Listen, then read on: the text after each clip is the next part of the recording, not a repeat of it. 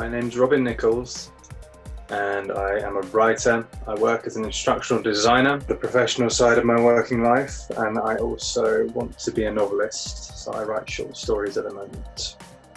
So as an instructional designer, I create computer-based learning for different companies. So I take stuff that their employees need to learn and I create digital learning, which basically makes it easier for them to learn complex stuff. Day to day, I try to spend most of my time writing, but a lot of the time I will need to clarify things with the client, calls and meetings with clients, or trying to get a clearer picture of what they want done so that what I write ends up being correct for their needs. I mean, the main skill is writing. I would say equal to that is communication. Kind of person, someone who's self-disciplined, so I don't work in an office anymore. So it's down to me to get up in the morning and to sit there for 7 or 8 hours in front of a computer working on stuff. That's very rewarding and I much prefer it to working in an office, but it can be challenging as well. Well, the best thing is the feeling you get when you've gone from that initial finding out what they need and writing something that actually meets their needs and is of a high quality.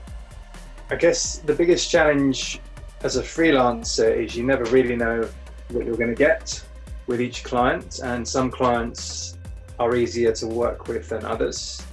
My degree was in adventure education, so it was a degree in teaching outdoor sports. Yeah, I studied pedagogy and andragogy, which is the teaching techniques for children and adults, but I also studied sailing and climbing, which have nothing to do with anything that I write about nowadays. You know, a degree shows that you can apply yourself over a length of time. I don't think I'd be able to do what I'm doing now as a freelancer if I hadn't had those 4 years experience. So in terms of pay, if you're working for a company, between 20 to 23 to start with, depending on your experience. But if you're a freelancer like I am, so you know I charge between £200 and £300 a day. That sounds like a lot, but as a freelancer, because you're giving up the job security and the guarantee of continuous work, that's why you charge more.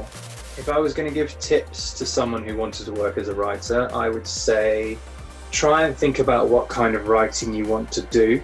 Read as widely as you can, and not just the things that you like, but I would say read outside your comfort zone as well.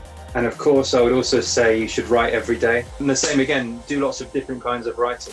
So I guess I thought I was going to be a comic book artist when I was a teenager, but I do write short stories now, and you know, I do my creative writing as my passion in my spare time, and I do the instructional design, which I enjoy. I feel that what I'm doing now, the stage I'm at with my career, it gives me the control to be working towards the kind of writing that I really, really want to do, but where there is less chance of success and where there is definitely less chance of earning enough money.